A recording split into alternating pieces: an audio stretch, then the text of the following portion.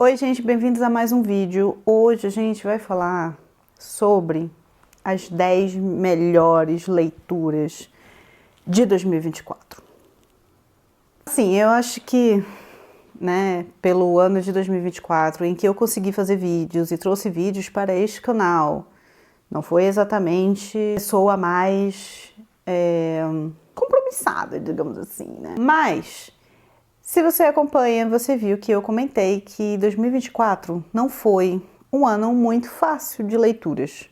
No geral, não foi um ano muito simples, né? Ele teve algumas coisinhas particulares, né? A gente assim, coringando. E eu acho que isso refletiu muito no meu ritmo de leitura, as escolhas que eu fiz, né? Vocês acompanharam aqui o meu rolê com Ana Karenina, com Água Viva, da Clarice, e Mrs. Dalloway, de Virginia Woolf. Então, assim, gente, eu acho que eu fiz umas escolhas aí meio esquisitas, né, nesse ano de 2024, que me fizeram ter ressaca atrás de ressaca. Eu só fui leitora em novembro, né? No ano de 2024 eu li 45 livros, eu acho. A minha meta era 60, porque eu estava mantendo ali um padrão de 50. Mas aí depois eu fiquei assim, ai, quer saber? Eu passei alguns anos, gente, acho que uns 4, 5 anos, sem ler um livro. E aí depois eu fiquei assim, ai, tá bom, né? Assim, eu li, porra. 45 livros é livro, viu? Ai, esqueci de dar feliz ano novo pra vocês, gente. Feliz ano novo, gente! Que 2025 seja, assim, um ano bem melhor, que ele não copie 2024, a não ser que você tenha tido um ótimo 2024, né? Mas para as pessoas que não tiveram, eu espero que 2025 seja melhor, entendeu? Que seja legal, seja o ano de a gente virar maromba. Não sei. Eu vou começar com 3 menções honrosas, que são livros muito bons, tá? E que só não entraram nesse meu top 10, porque meu top 10 foi uma bagunça, tá? Mas eles foram livros maravilhosos, né? Começando por Mariposa Vermelha, como eu falei no último vídeo de leituras, não sei, que é um livro de romantasia nacional que eu adorei, entendeu? Que eu adorei, né? Eu já falei mais sobre ele nesse outro vídeo, mas que basicamente é a história, né, de uma jovem, né, chamada Marilis, que ela vive aí nesse mundo onde magia é proibida, mas ela é uma pessoa com magia e ela perde a mãe, invoca um demônio para poder, né, fazer um pacto para que possa matar esta pessoa que matou a mãe. E é isso. Gostou? Vá lá ler. Depois a gente vai para Hibisco Roxo, que foi um dos primeiros livros que eu li no início do ano. Acho que ali em fevereiro, se não me engano. Eu, inclusive, fiz até uma leitura coletiva para poder ler este livro. E Hibisco Roxo vai contar a história de uma família nigeriana, a história de uma jovem que vive nessa família com padrões religiosos muito extremos, né? E a Chimamanda, ela vai comentar bastante sobre a ferida colonizadora, né, na Nigéria. Ela se envolve com a tia e os primos e ela vai descobrindo que tem muita coisa além daquele reduto familiar. E esse livro é muito triste, gente, assim, muito triste, porque é um livro que mexe com criança, sabe? Com infância, com uma juventude muito oprimida, uma juventude muito esquecida também. Então, assim, é muito triste. Ele é muito bom, tá? Que fique bem claro, ele é muito bom, mas ele é muito triste. A terceira menção honrosa é Crônica de uma Morte Anunciada, o primeiro livro que eu leio de Gabriel Garcia Marques, e eu adoro. É homem fazendo merda, assim, sabe? Eu me apaixonei nesse livro por conta da escrita do Gabo, dessa escrita latino-americana, forma do Gabo, forma da Isabel Allende, que é uma coisa que eu amo. Eu acho muito bom, entendeu? Porque são coisas que você às vezes escuta de avó, de avô, de tio, de pessoas mais velhas. E nesse livro vai contar a história de um jovem que morre, né? Assim, a gente já sabe que o cara morre. E o que acontece é que o nosso narrador, ele vai tentar voltar assim no tempo para poder descobrir o que levou à morte dele. Então ele vai narrando todos os passos até o momento em que ele morre, bem no início do livro. É realmente um trabalho investigativo, né, jornalístico no livro. Muito bom, mas fique ciente que é homem fazendo merda, basicamente. E agora a gente vai realmente começar, né, a lista. Em 10º lugar, nós temos o quê? O Estrangeiro, de Albert Camus. Gente, esse livro aqui é um clássico, né? Todo mundo já conhece. Esse livro aqui, ele foi um pequeno surto ali. Eu entrei em um certo hiperfoco para poder ler mais coisas sobre esse livro, sobre a filosofia, né? Tipo, sobre a teoria do absurdismo. Contar a história do Bessou, que é um homem comum, né? Que perde a mãe no início do livro e mais pra frente se vê envolvido no assassinato de uma pessoa, né? Então a gente tem todo o relato dele antes disso, essa liberdade que ele tinha até o momento que ele comete o homicídio. E ele se vê sem essa liberdade e começa, né, tipo, a segunda parte desse livro, ele começa toda essa reflexão sobre isso. E todo o julgamento em cima dele por ele ter sido essa pessoa que não expressou nenhum tipo de remorso, nenhum tipo de emoção em relação à morte da mãe, inclusive. Esse é o primeiro livro, né, dessa trilogia da teoria do absurdismo do Camus, né? O próximo é Mito de Sísifo e termina com Calígula, se não me engano, que é uma peça de teatro. Muito interessante esse livro aqui, ó. E eu fiquei com hiperfoco, entendeu? Então ele está aqui no nosso... Em seguida, em 9º lugar, a gente vai para outro livro que também foi um surto, gente. Um surto de raiva que eu passei também, tá? Que é Yellow Face, da R.F. Kuang. Esse livro eu li no Clube da Suelen, né? No Clube da Su. Quando eu terminei esse livro, eu senti que ele era ali umas 4 estrelas. Por quê? Primeiro, Yellow Face vai falar sobre racismo, né? Vai falar sobre o grandíssimo pacto da branquitude, mas algumas escolhas técnicas que a Kuang fez pro fim do livro me deixaram meio estranha, assim, achei meio esquisito e tal, né? Mas depois do encontro que teve, né, com a Suki, eu sinto que a percepção do livro também melhorou bastante pra mim. Ele é muito vendido como se fosse uma fofoca, gente, mas eu acho que as discussões aqui nesse livro são mais profundas do que somente uma fofoca e treta de internet, sabe? Como ela explica a questão de racismo aqui e toda essa falta de conhecimento que algumas pessoas têm e o passe livre que pessoas brancas têm também para fazer e desfazer e não serem punidas, não serem responsabilizadas pelos seus atos e todo o pacto que ela tem aqui, né? Um grandíssimo pacto da branquitude, né? Dentre ela e outras pessoas brancas que também existem nesse livro. Eu sinto que tem muito mais pra gente falar sobre isso, entendeu? Racismo no meio editorial, gente, né? É isso que estamos falando em Yellow Face. Mas esse livro aqui vai contar a história da June, que é uma autora branca estadunidense, né? Que também é iniciante aí no mercado literário, lançou o primeiro livro e foi um flop. E ela tem uma amizade muito estranha com a Tena Liu, que é uma autora asiática, né? Ela é sino-americana, eu acho que ela é sino-americana, se não me engano, né? Ela é filha de pais chineses e tal, mas que emigraram para os Estados Unidos. E aí, essa autora, ela é muito conhecida, ela é muito famosa, todo mundo gosta dela, porque ela escreve ficção histórica, ela sempre foi muito querida, sempre foi muito inteligente, sempre foi muito premiada, sempre a melhor aluna. O que acontece? A Tena Liu, ela morre na frente da June, né? Acontece um acidente e a June rouba o script de um dos livros que a Tena estava escrevendo. E ela lança como se fosse dela. É isso mesmo que você ouviu. E ela alugou um grande apartamento, né, na minha cabeça, enquanto eu estava lendo e depois que a gente teve a discussão, né, no Clube da Suelen. Então, assim, está aqui em 9º lugar. 8º lugar, a gente vai para Como se Fosse um Monstro. Livro de Fabiane Guimarães. Gente, esse livro, assim, foi um grande achado de novembro. Devorei esse livro. Ele é curto, de fato, mas eu devorei esse livro, assim, tão rápido. E eu amei. Ele é um livro triste, vai comentar sobre maternidade, especialmente sobre maternidade, sobre escolhas, né?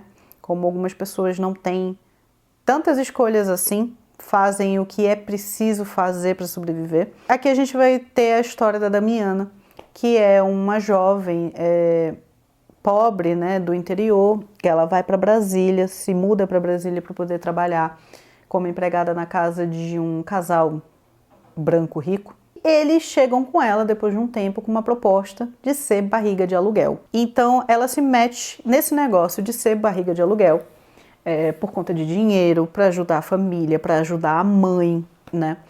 E as coisas eram feitas muito escondidas. Ao mesmo tempo, a gente também tem a história de uma outra moça. Vai até a Damiana para entrevistá-la, né? Então, a gente acompanha a história de uma outra pessoa também. E a relação que ela tem com os pais, né?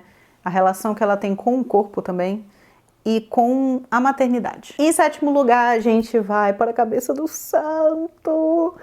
Ai, da Socorro Scioli, que foi também uma outra surpresa que eu tive. Eu li esse livro no início do ano, então ele já foi ali um favoritíssimo no início do ano.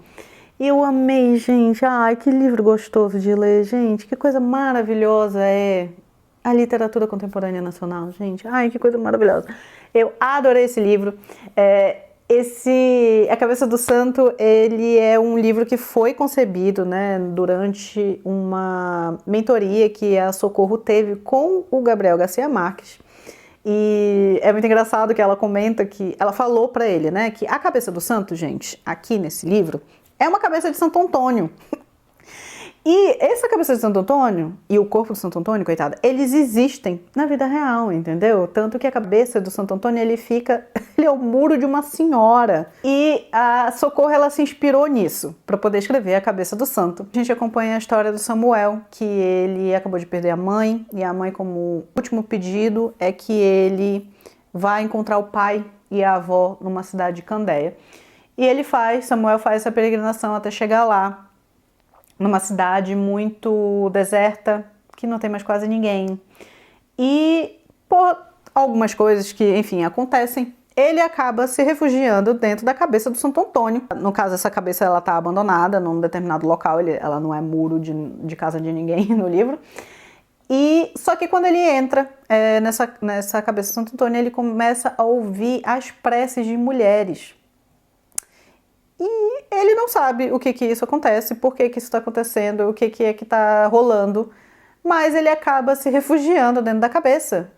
E muitas coisas começam a acontecer porque as pessoas vêm de muitos locais ouvir esse cara que está ouvindo as preces das pessoas. Gente, começa uma confusão generalizada. Esse livro é um amor, gente, é muito gostoso.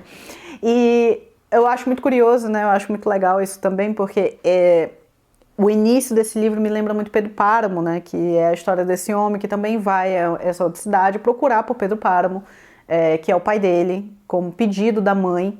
E ele chega nessa cidade que não tem mais nada, que é completamente deserta e etc. Leiam Socorro. Eu ainda não li o outro livro dela, mas A Cabeça do Santo, para mim, é, assim, muito gostoso.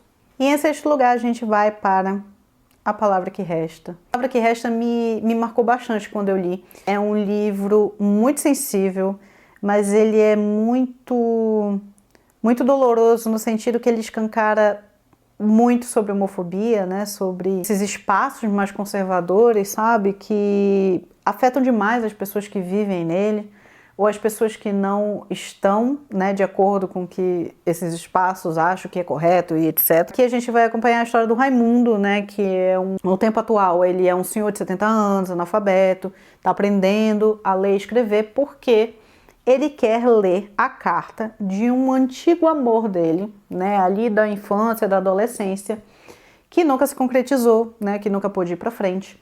Ele é um senhor gay, né, então A Palavra que Resta vai contar essa história desde o início, em que ele se descobre como um homem gay, mas não se aceita. E aí, por isso que ele é muito doloroso, porque é uma descoberta e uma aceitação que entra muito em conflito com o que um homem deve ser, né? E entra muito em conflito com a família, o que a família espera que um homem seja, né? Mas, assim, é um livro que me marcou muito, sabe? Tipo, a escrita do Stênio é muito bonita, muito bonita. O livro é em fluxo de consciência, tá? Então, mas, no geral, eu achei um livro belíssimo. Eu gostei muito, mas tenha em mente que ele é um pouco cruel, é muito triste, mas... eu gosto muito de A Palavra que Resta, assim. Foi um livro que eu não esqueço até agora, entendeu? E chegando no top 5, e a gente vai abrir este top 5 com a grandíssima Conceição Evaristo em Canção para Ninar Menino Grande. Gente, olha esta capa, belíssima. Eu acho esse livro belíssimo, eu fico tão feliz de ter conseguido trazer este livro comigo. Estou aí no projeto de ler todos os livros da Conceição, né? Até o momento eu acho que li 3 ou 4, e eu acho que Canção permanece sendo o meu favorito. Era o livro que eu li de 2024 e eu assim... pra mim foi a melhor forma de abrir 2024. Aqui a gente vai acompanhar a história de Fio Jasmin, né? Que é este homem que trabalha nessa companhia e ele vai indo de cidade em cidade, né? Quando eles fazem as paradas e levam as coisas, etc. E aqui a gente vai acompanhar a história dele e todos esses lugares que ele vai e todas as mulheres que ele encontra. Esse livro é tanto sobre ele quanto sobre as mulheres que passam pelo caminho dele. E aqui a Conceição ela vai falar sobre todas essas divergências, essas complexidades da masculinidade, especialmente da masculinidade de um homem negro, né, que é o Fio Jasmin, e como isso acaba afetando as relações com mulheres negras. Eu gosto muito desse livro, foi o segundo livro que eu li da Conceição, se não me engano, acho que eu só tinha lido Olhos d'Água antes. Em quarto lugar, a gente vai para O Conto da Ilha Desconhecida, de Saramago. Tem um vídeo aqui também pro canal que eu já falei mais sobre ele. Esse livro bateu em mim que eu não sei explicar. Mas aqui a gente vai acompanhar a história desse homem, desse súdito que vai bater lá na porta do rei porque ele quer um barco para ir conhecer as ilhas desconhecidas. Mas aí o rei fala, mas não tem ilha desconhecida, meu filho. A gente já conheceu tudo. Aí ele falou, não, tem, eu vou saber que é quando eu estiver lá. E aí a história é isso, o homem tentando conseguir esse barco porque precisa sair da ilha para ver a ilha. E dá para ter, enfim, várias interpretações desse livro, né, sobre alcançar sonhos, sobre alcançar metas, sobre conhecimento, sobre você chegar em um ponto onde você não imaginava que ia chegar, sobre você só ter certeza de algumas coisas quando você está inserido naquele contexto. Assim, tem vídeo sobre esse livro e sobre a minha paranoia. Em terceiro lugar, a gente começa a entrar aí, né, numas coisas divertidas, que é Six of Crows, tá? Da Leigh Bardugo. É um livro de fantasia. A gata está lendo fantasia novamente, tá? Pra você, porque eu sempre gostei, mas eu tava com preguiça. É verdade. Six of Crows, todo mundo falava que é muito bom, que a escrita dela tá ótima, que os personagens são maravilhosos, que não é esquisito, que não é... E é isso aí mesmo. É isso aí mesmo, gente. Tá corretíssimo, muito obrigada a quem insistiu para que eu lesse este livro. É uma fantasia jovem adulta, então aqui a gente tem personagens pelos seus 17, 18 anos, mas você que vai ler este livro, esqueça isso. Eles não têm 17, 18 anos. Estes rapazes, essas moças aqui, têm ali seus 23, 24, 25. Assim, eles não têm essa idade não, mas é uma fantasia jovem adulta, né? E aqui a gente vai acompanhar 6 personagens. É? Vocês estão personagens? Inês, Cass, Willa, Jasper, Nina. 6 personagens. É uns personagens que são, assim, trambiqueiros, gente. Mas eles são jovens aí que não fazem muita coisa boa, não. E aí eles são contratados por um mercador. Mercador? Eu não sei como é que tá em português, né? Porque eu li em inglês. Por uma pessoa influente ali dessa cidade. Se passa no universo Grisha, tá? Então, só que se passa em outro país, outra cidade. Que é uma cidade meio que de negócios, né? Os negócios, o dinheiro fala mais alto, os negócios falam mais alto. Então, essa pessoa contrata esses bandos de delinquentes para resgatar, para sequestrar uma pessoa muito específica de dentro de uma prisão muito bem guardada nesse universo Grisha, né? Os personagens são muito interessantes, cada um deles tem motivações, né? Tem um passado que explica o porquê de eles estarem numa vida de crime, né? Que eles são criminosos, né, gente? São trambiqueiros, são criminosos, são jovens criminosos. Ação muito boa, tem romancinho, ó, um romancinho, tá? Então, assim, Six of Crows é realmente tudo isso que as pessoas falaram e eu fiquei chocada, tá? Eu não esperava não, porque eu não tinha tido uma relação tão boa com Leigh Bardugo em Sombra e Ossos, mas recomendo muito. Por um tempo, eu achei que ele era o meu melhor do ano, inclusive. Mas aí, a gente vai pro segundo lugar, que é ninguém mais, ninguém menos que a Amiga Genial. Ah, e vocês acharam mesmo que não ia ter Helena Ferrante? Ah, tá de sacanagem, né? Amiga Genial, primeiro livro da tetralogia, todo mundo conhece, livro de mulher branca maluca, geralmente pobre, mas livro de mulher maluca. E a Amiga Genial, gente, é a obra mais famosa da Helena Ferrante, não sei, né? Que é essa história que vai acompanhar aqui duas amigas, né? Muito malucas. O livro começa com o desaparecimento de Lila, né? Quem narra a história toda pra gente é Lenu, né? As duas amigas são Lenu e Lila. Desaparecimento mesmo, assim, não é só de corpo, não. A Mona pagou tudo. Levou foto, cortou foto, levou cadela, levou tudo. Como se ela não tivesse existido. Aí a Lenu fala, hã? Não. Não vai embora, não. Volta aqui, vagabunda. E aí ela vai contar a história das duas, desde a infância até a vida adulta, né? No inicio o livro no tempo presente, com seus 60 e poucos anos. E aí o primeiro livro ele vai cobrir a infância. Acho que tá escrito aqui que ele vai cobrir a infância. Não sei, mas o primeiro livro cobre a infância até o início ali da adolescência. Vai contar a história dessas famílias, desse bairro napolitano pós-Segunda Guerra Mundial. Então, né, lembrando que Itália, né, fascismo, aquela coisa toda. Lenu e Lila são duas meninas pobres desse bairro, não tem muitas condições de fazer muitas coisas, só que são meninas inteligentíssimas, sempre foram meninas inteligentíssimas. Vão para a escola com muito sacrifício, porque os pais não queriam, porque para que ela vai estudar, né? Se ela precisa me ajudar aqui, entendeu? Mas elas vão até um certo momento onde elas não conseguem mais ficar juntas, né? A Lenu segue nos estudos, apesar de tudo, com muita briga na família, mas Lila não. Mas elas continuam essa amizade onde tem muita rivalidade feminina. A Helena Ferrante escreve muito sobre rivalidade feminina. Muita inveja. Lenu conta essa história como se Lila fosse a pessoa mais incrível do mundo, porque ela é muito corajosa, ela é muito inteligente, ela é muito isso, ela é muito aquilo, ela é muito isso. Então, Lenu precisa, na verdade, de apoio familiar, né, e de um tratamento psicológico. Mas a verdade é que elas se mantêm muito unidas, muito impulsionando uma a outra, porque no fundo o sonho delas é que elas possam sair dessa situação, que elas possam sair daquele bairro. Gosto muito, recomendo demais, já estou no segundo, deveria estar terminando o segundo, inclusive.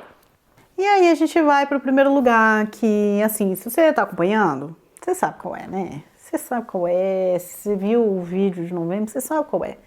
Que é O Caminho dos Reis, do Brandon Sanderson. O que eu posso falar que as pessoas já não tenham falado de Brandon Sanderson e Caminho dos Reis? Esse livro é a maior obra, né, do Sanderson até o momento. É uma série bem grande, tá? Embora a metade tenha sido terminada agora, em dezembro, né? O quinto livro saiu agora em dezembro. São livros gigantes. Mas com um mundo muito interessante, como eu já falei. Eu acho que o Sanderson, ele é um autor de fantasia muito bom nos mundos que ele cria, no sistema de magia que ele cria. E o que acontece com o Caminho dos Reis? Caminho dos Reis foi assim, logo após eu voltar de viagem, foi um respiro. Um livro de 1.200 páginas, que eu li basicamente em uma semana, porque eu engajei tanto, gente. Esse primeiro livro, ele realmente parece um grande prólogo, grande iniciação neste mundo, nesta magia, nestas teorias, né? É um livro que faz parte da Cosmere, que é esse universo compartilhado que o Sanderson criou, que tem Mistborn, tem Warbreaker, que saiu recentemente, O Caminho dos Reis, etc. E aí, o que acontece? Esse livro, ele vai contar a história aí desse mundo chamado Roshar, que é um mundo que sofre com grandes tempestades, né? Então, assim, toda a natureza, a cultura, tudo meio que se modificou para suportar estas questões. Então, assim, tem animal que tem muita casca, a terra não necessariamente muito fértil. Então, assim, são, né, cenários meio áridos. E aí, tá rolando uma guerra, entendeu? Porque é isso que o ser humano faz, né? Tá rolando uma guerra. Aí, há 6 anos depois da morte do rei de um desses países, né? Reinos, né? Eu acho que eu chamo de países, mas é de um desses reinos, que o livro abre com a morte desse cara. E aí, uma raça que não é humana, mas vive ali, toma, né, tipo, a culpa por esse assassinato e começa essa guerra que dura 6 anos. E aí, o tempo presente está rolando essas guerras. No mundo existem essas armaduras fractais, eu acho que é assim que está em português. Essas armaduras fractais, essas espadas fractais, ela aumenta a força, aumenta poder, e isso está ligado à mitologia deste universo, entendeu? Que são cavaleiros radiantes que existiram em um determinado momento para defender os humanos, mas aí aconteceu alguma merda e os caras foram embora. Entendeu? E aí deixaram essas armaduras, e aí o povo faz o quê? Faz guerra pra pegar, entendeu? É uma coisa que aconteceria. O panorama inicial deste primeiro livro, até a gente entender quem é que tá fazendo guerra de verdade. Quem são essas pessoas que estão por trás? Quem matou mesmo esse rei? Quem matou esse velho? Tem certeza que foi esse pessoal? Não sei. E aí o primeiro livro apresenta pra gente os principais personagens, né, que vão permanecer aí ao longo da história. São personagens muito interessantes, né? No caso aqui, meu favorito é Camarada Caladinho. Pra mim, ele é um mineiro. O Caminho dos Reis é realmente isso aí também que o pessoal fala. É divertido. Então, gente, esse foi meu top 10. 2024 não foi exatamente um ano muito legal, né, de leituras no geral. Mas eu consegui tirar algumas leituras muito importantes pra mim, entendeu? Ai, Luciana, não vai falar de Ana Karenina? Não. Então me conta aqui nos comentários quais foram as melhores leituras de 2024, quais menções honrosas. Não esquece de se inscrever no canal, de me seguir no Instagram. E é isso, que a gente tenha um 2025 incrível, um 2025 de leituras maravilhoso. Ai, tem muito livro pra ler, gente. Tem muito livro bom pra ler. Um beijo pra vocês. Até o próximo vídeo.